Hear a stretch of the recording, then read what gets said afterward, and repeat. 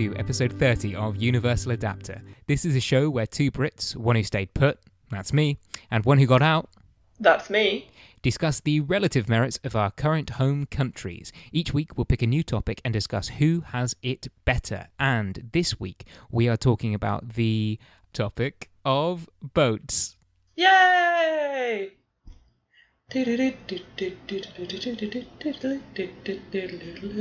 Quite so. Thank you very much for the musical interlude. And if it's under 30 seconds, I'm pretty sure we don't get sued by the Captain Big Pugwash. Or Blue Peter himself. Oh, okay, that's what it was. Or is it both of them? It could well be both. It's the only nautical-based song I know. Not in the Navy? Yeah, that seems like propaganda, though. What Canadian things have you been doing this week? Oh, so this week, I don't think I've done anything stereotypically. Oh, actually, I have done something stereotypically Canadian. Do you know what a Caesar is? Salad or emperor? Third option, secret option number 3. It's a drink, which is, don't tell the Canadians this, but it's basically a Bloody Mary. So it is, I had it with vodka and Worcestershire sauce. Yeah. Yeah. Hot sauce. And then Saucy. It's a concoction called clamato juice. So can you guess what goes into clamato juice? Is there a tomato there? Half of it is tomato, yes. Lemon? No. Clove? No. Clementine? No. Then I'm Give you fresh a out hint. of ideas. It's not a fruit or a vegetable. Clothes? No. And brace yourself, because I was disgusted too. It's clams. Oh. I know, isn't that gross? I'll be honest, I wasn't too keen on the idea of trying one, but it was made for me, and I didn't feel like I could say no. I mean, it doesn't taste like clams, but seeing as I don't like tomato juice, and there was just a hint of weirdness to it, was not a fan. But it is a very Canadian thing to have tried. Yeah, so after this had been prepared for you, presumably by somebody that you felt like you trusted, after you drank the Caesar, did you feel betrayed, almost as if you'd been stabbed in the back? Oh man, clamato juice, yuck! It was gross. So for our first round today, we are doing a boat-based sport. Yeah, we are. My one, which is... So I had never heard of this before, but actually, this is like... I'm going to say worldwide, maybe not that far, but definitely 2 continents do this competitively. Yeah, I'd never heard about it before I came here. So I've brought to the table ice boating. Ooh. Yeah. Seems like an oxymoron, but go on. Yeah, well, I got told about it by someone. He grew up in Alberta, like on the prairies, and I guess the general attitude is, well, this is a lake in summer, so I have a boat. It's frozen over, but let's not let that stop us. So they basically stick skis to a boat, and off they go. And that's a sled. Yeah. We already have a word for that, right? It's an ice boat. It's got a sail. And you still... It's not down a hill. You might have had oars. I don't know. Oh, no, it's... yes, you have a sail, so you just sail it around, but you're on the ice. Okay, that makes more sense now. I'll allow it. And they do it here and in sort of the central northern United States and also in like northern Europe. So and they had some like in Russia and Scandinavia. So wherever there is ice, there are ice boats.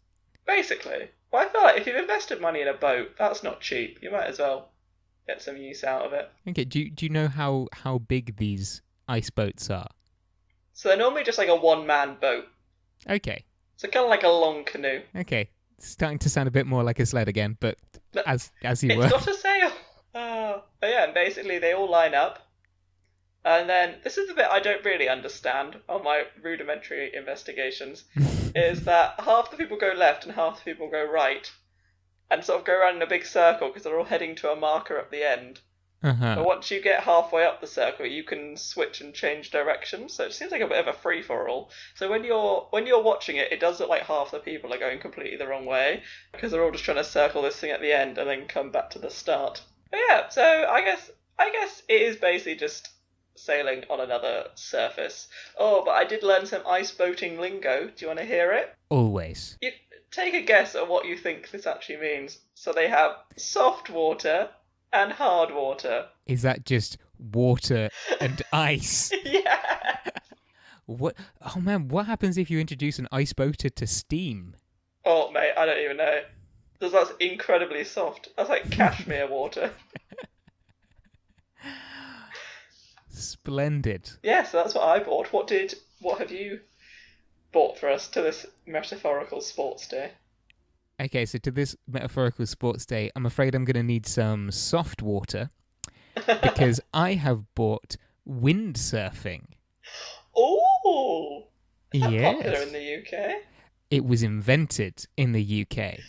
No way! Yeah. So Oh, God, we're so much cooler than I ever thought we were. strap in for some cool facts about patent law in the UK because it was popularized in the United States, that much is true, as essentially people were surfing and being like, these surfboards are super cool. What if we stuck a sail on top instead? And so they did. And that worked out fine for a little while until 1982 when Hoyle Schweitzer, he's an American who has a patent on sailboards with this universal joint, which is what allows the sail to kind of bend any which way that it needs to. So Hoyle Schweitzer has one of those. He's got a patent for it in America, and he tries to get the patent in England as well. But it becomes apparent that there is a pre-existing inventor of the sailboard in England, and there is evidence of him having created something very similar to what Hoyle wants to patent. Really, the patent should go to the guy who invented it first, who is a young man by the name of Peter Chilvers. Or in 1982, he wasn't particularly young. But in 1958, when he invented the sailboard, he was 12 years old. Oh! And That's he had... sweet. Yeah, no, and he had the board with the sail and the joint that meant that you could stand up on the board and lean out and lean in and all that cool stuff. And there's a video of him at the age of 12 sailing on his sailboard, and that was presented as evidence in this patent case against Hoyle Schweitzer and his firm. Bear in mind, Peter Chilvers, this is in the 80s. He invented the sailboard, so he's 12 years old in 1952. So by this point, he's in his 30s.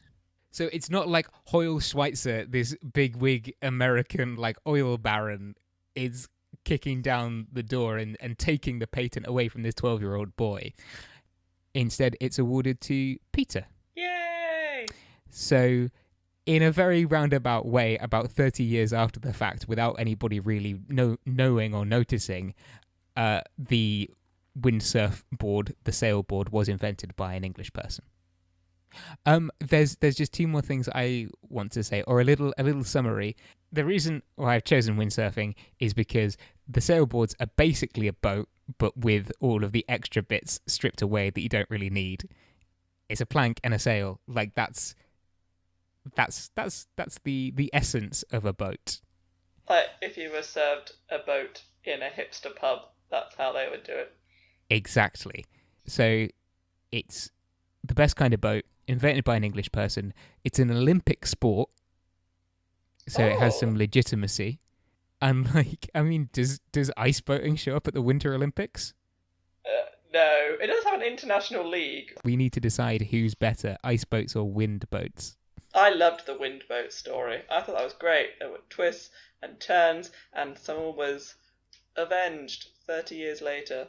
And also, I like that some kid's little invention has become a massively popular sport. Wonderful. Underdog story, courtroom drama. I mean, okay, to toot my own horn, I did plot that one pretty well. No, well played, sir. Thank you very much. Now we'll rock on to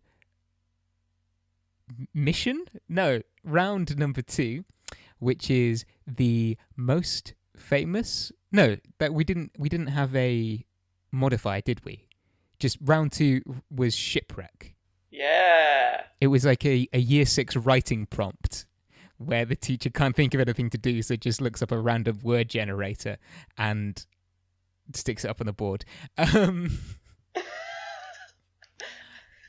I never did that while I was teaching children, I promise. Really? Mm-hmm.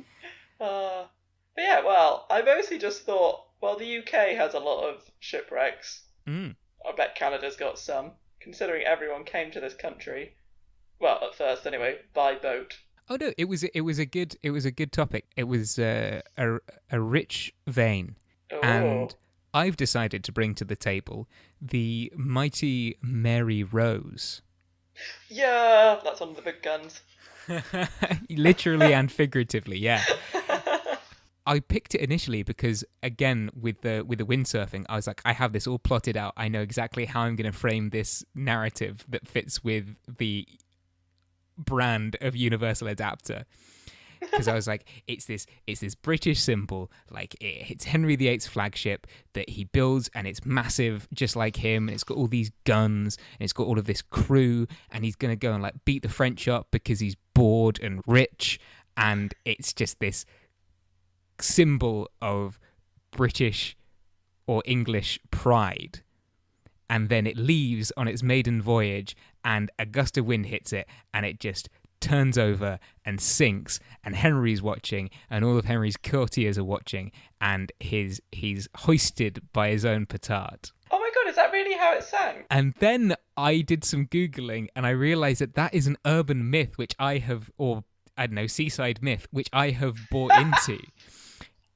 Because I'm sure it was in like a horrible history book or something like that, and it might even have had like a little caption or caveat of like, by the way, this didn't happen, but all that stuck in my mind is this idea of like Henry is standing on a dock watching the Mary Rose sink on its maiden voyage, and that just didn't happen. Oh, I knew he watched it sink and was famously upset by the situation. Yeah, so it sank in the Solent, which is the straits to the north of the Isle of Wight, so between the bottom of England and the Isle of Wight. And it was on its way to fight the French, and it didn't quite get there. Or did it? Nobody really knows. But it was operational for 34 years. Wow, that's a long time. So what actually happened is Henry needs some warships. He needs a standing navy because he's at war with the Scots, and when he's not at war with the Scottish, he's at war with the French, and when he's not at war with either of them, he's at war with both of them. So he commissioned some big ships to be built. One of them is the Mary Rose. The other one is Peter Pomegranate. Oh. I didn't realise Beatrix Potter was in charge of naming boats in those days. Mary Rose, Peter Pomegranate, and Mrs. Tiggy Winkle. Henry's ships of the line. So it's called Peter Pomegranate for St. Peter and for Catherine of Aragon's symbol, which was the pomegranate. Henry commissions 2 big ships, and they both perform well for 30-odd years. And then, like I say, the Mary Rose is on its way to fight the French. And either there's a skirmish with the French where it's hit after it's had a major refit and retool, where it's added a couple of 100 tons to its weight and many more cannons. So it's a lot heavier. It sits a lot lower in the water than it did before it had this. And because it sits lower in the water, it fills up and it sinks. Aww. Or they leave the gun ports open. The ship goes to turn. It's heavier than it was before, so it keels over more, and the gun ports end up being submerged. Water floods in, the thing sinks. Or as it's turning, a gust of wind hits it, and which sends it over even further, and again fills with water, and it sinks. Aww. So it's probably a mixture of different factors. There are conflicting eyewitness reports. Like the French say that the French shot it and it sank. The English say there were no French here. It just sank of its own accord. We meant to do it, or something like that. So then it sank, and like a week later, Henry sent his men out with big chains to try and haul it back up, and they were like, "That's fine. We can salvage most of this. We'll make Peter Pomegranate II or whatever. Everything will be fine." They got like a couple of cannons and not much else. And then in the early 1970s, it was properly salvaged. Or they salvaged as much as they could have. They got like a big chunk of the hull, and it's now on display at the Portsmouth Historic Dockyard. And for a long time, they had to carry on spraying it with water, which I think was mixed with wax and sort of other preserving agents, so that it wouldn't rot and decay away and fall apart. And that is the story of the Mary Rose from tipped deck to shipwreck. Fabulous. And what, Sarah, did you bring for us to the shipwreck party? I think I might have been to a shipwreck themed club night once, and I stole an inflatable palm tree. Wonderful. So, all round successful night. Uh-huh. So, mine, I'll admit, I sort of slightly twisted the question, which I don't know is going to eliminate me off the bat. But I'm talking about an area which is notorious for shipwrecks. So this is Sable Island, which is about 175 kilometres southeast of Nova Scotia. And so it's way out in the Atlantic.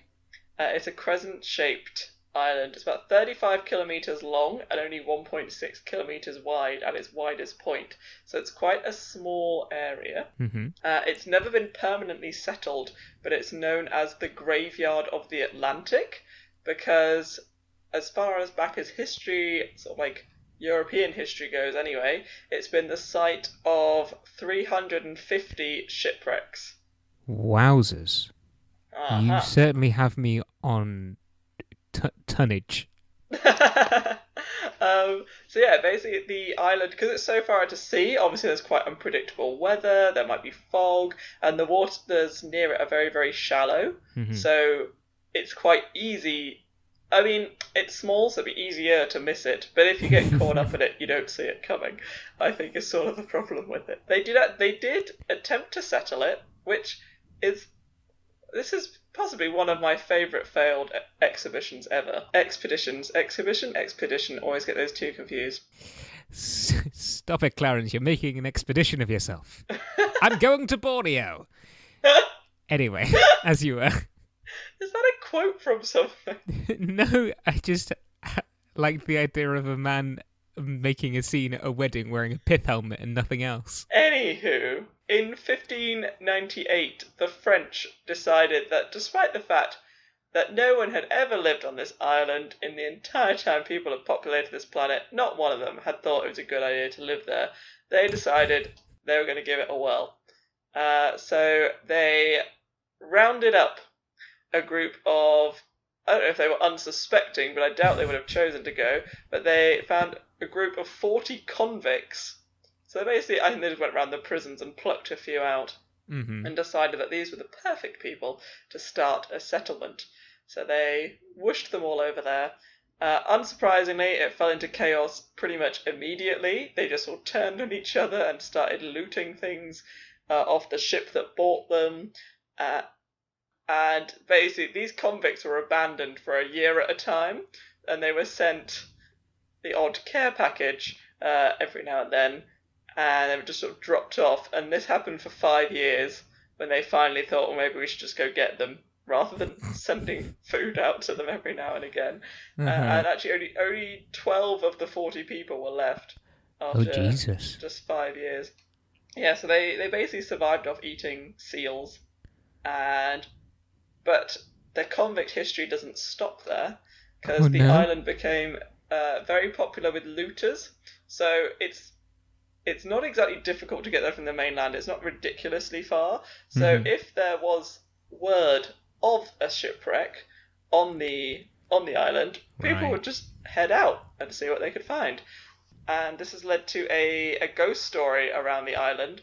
So Ooh. after there was a boat called the Francis, which was shipwrecked in 1800, and looters were said to have gone out there, and there were actually survivors, but apparently they murdered all of them to acquire the possessions and basically ransack the ship.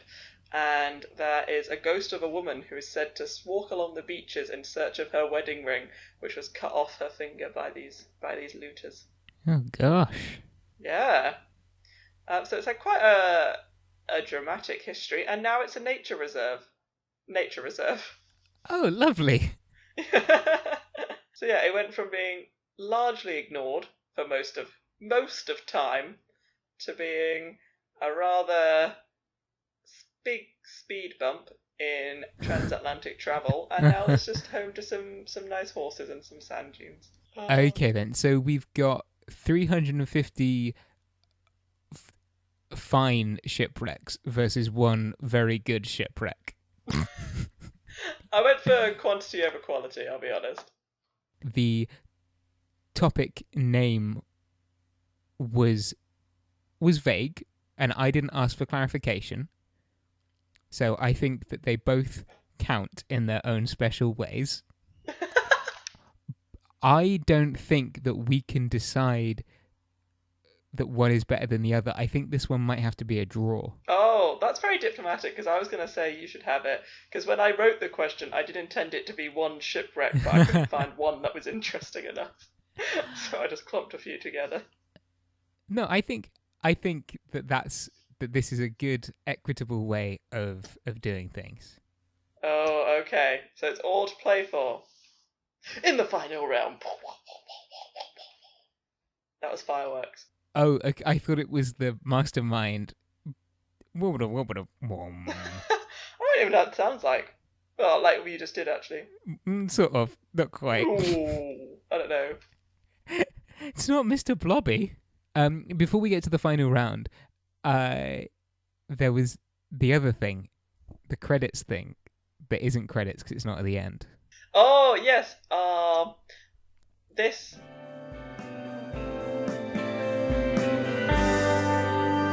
So if you're currently enjoying us and would like to download this and keep us forever and ever, you can find us on Apple Podcasts. Just download us. It's very easy. Technology these days, the things you can achieve. You can also like us on Facebook. We are Universal Adapter Podcast. Or you can follow us on Twitter. We are at UniAdapter. And we are now on Instagram, so if you want to have a look at all the fun photos of the things we've been doing, my extensive knowledge of hashtags, then definitely find us on there. We are Universal Adapter Podcast. Check out Sarah's story. Do you have stories on Instagram, or is that just Snapchat? You can do stories. There I'll be honest, I don't really get the story bit, because Okay. I feel like everything I post is noteworthy and should be recorded. And there's another exciting announcement that we have for this week. Yeah, so we are also now on YouTube. So we are starting at the beginning of Series 4. That'll all be uploaded. And then along the way, other episodes will appear as well. But yeah, you can definitely follow our YouTube channel as well. We are, again, Universal Adapter Podcast. All right. And having said all of that, and this one other thing that I've just remembered, footnote, do check us out on Apple Podcasts, and please do give us some stars as you rate us. Which, when I phrase it like that, to give somebody stars, like that sounds like a lovely, like poetical. Aww. Does it? I was thinking of Mario Kart. Yes, give us They collect stars, stars. make us invincible, allow us to kill as many turtles as we can. Yes! And on that note, let's get back to it. And our third and final round. Sarah, fireworks, please.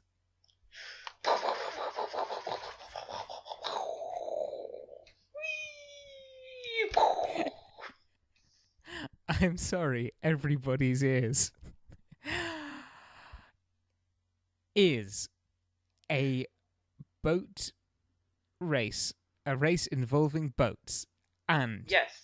for my boat race, I have chosen the boat race because they apparently think that they deserve the definitive article. It's the Oxford versus Cambridge boat race along the Thames. Oh, yes, I have watched it a few times. Then my parents went to Cambridge and my sister went to Oxford and I went to neither. So I've had to sit through a few of these boat races in my time. Did you cheer the guy who swam in front of the boats in protest? Yep, As he was like my favourite person.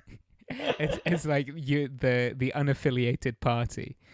Yeah, that's me in the family apparently. Almost getting beheaded, but has something to say. Yeah. The Sarah Fuchs story. Um, so, yeah, I've come armed with the Oxford versus Cambridge boat race. It's a bunch of posh people rowing boats with their big muscles. And like about 90% of the contestants are American. They're not even British. Like, have you ever watched it and you get them announced? They are always American. How can you tell? It was just like, it's Chad, Texas, Brad, Wisconsin. Because they say where they're from. Oh, okay. I've never watched it. Oh, I mean, don't bother. The thing that bothered me about it is that both of the team colours are blue, just in different shades. And you get them confused with the water as well. I don't know who I'm cheering for. I was just cheering for the current. Oh. So if you couldn't tell by now, I'm not super invested in the Oxford versus Cambridge boat race. It just seemed to be the most prestigious and It's probably the most iconic. there we are. Yeah, there we are. It just seemed to be the most iconic race that I could find. Would you like to bring us home with your race? Yes, on that note. So I'm going to start off with the tagline for this boat race. Excellent. Because I really like it. Pure isolation, total exhaustion, absolute self-sufficiency. Ooh.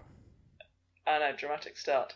So, it's the one, the only, it is the world's longest canoe race. It is the Yukon 1000. Ooh. 1,000 what? Miles. So it's Aha. quite a way. It starts in Whitehorse in the Yukon, which is actually where my auntie lives. So shout out to Auntie Fran. And I doubt she's taking part, but you know. And then it ends in Alaska, just inside the Arctic Circle.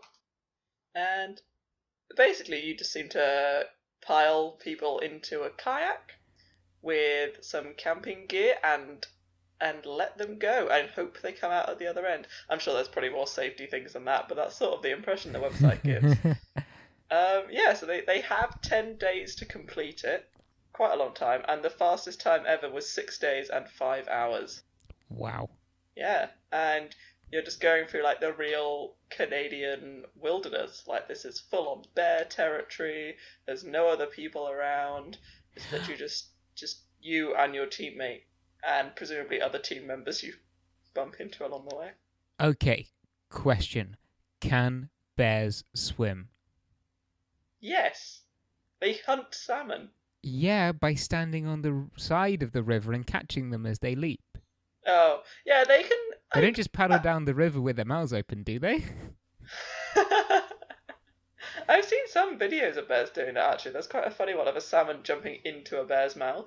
Yeah, no, they can swim. They can swim between islands and things. I don't think they're going to swim across the whole Atlantic, but they'll like hop from Okay, island good. to island. I like how your mind went to, like, I was asking this question out of self-preservation. Like, do I have anything to worry about? So, do we need to reinforce the coast of Ireland? Are they going to be in trouble soon? But no, I was wondering, are the bears a danger if you're in a canoe? That was my Query. You're probably going too fast and you'd be too much of an inconvenience for them to bother you, but they'd be around. And so the final bit on this, there is a team participating from the United Kingdom, Represent. and they have a team name which is a bit of a pun. So I decided, as you are the king of puns, if you can guess the team name, I will hand this round over to you. Okay. Is it just Yukon spelled Ukon? No, Okay. that's not it at all. It's a better pun than that. Come on, man. Fine. Okay, I don't have much context. Is there... It's around the word Yukon. Okay. You consider yourself at home, Oliver! ! The team.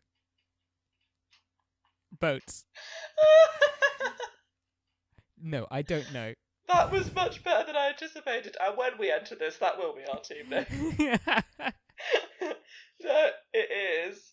It's not good now you've said yours. They really missed a trick here. But it's Yukon, not be serious.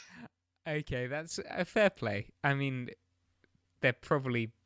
I think I might be better at puns than they are, but they're probably better at rowing 1,000 miles over the course of 10 days than I am. And I'm happy with that. I think for the puns, for the commitment for the just a better race, a more interesting race, I think that you have taken it.